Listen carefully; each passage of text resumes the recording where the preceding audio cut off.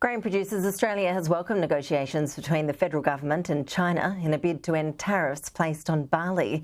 But before a decision is made, Australian barley farmers will still lose a fourth year of trade.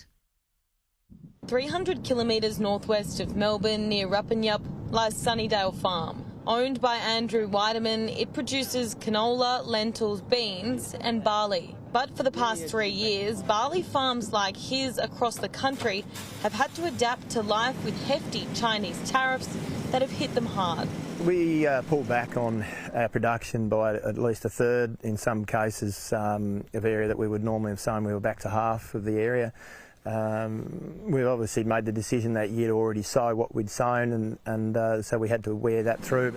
Introduced in May 2020, China lumped an 80% tariff on Australian barley. The trade restriction has cost the sector billions of dollars since. Initially it dropped nearly $100 a tonne, but probably it's traded more like $50 to $60 a tonne since then, under where it probably historically has been. But an end could be within reach. What China has agreed to do is an expedited review of those tariffs, and in return for that, what we have said is, all right, we will suspend our World Trade Organisation dispute while you look at reviewing these tariffs on barley. Andrew Weideman is Grain Producers Australia's Southern Director, and he says peace talks should have started years ago. We have always felt that a negotiated outcome such as we're seeing at the moment is the more positive step forward. Essentially, you're having an argument with somebody at the same time you're trying to sell them something. If the tariff is overturned, it means Australian barley growers will be able to increase their output.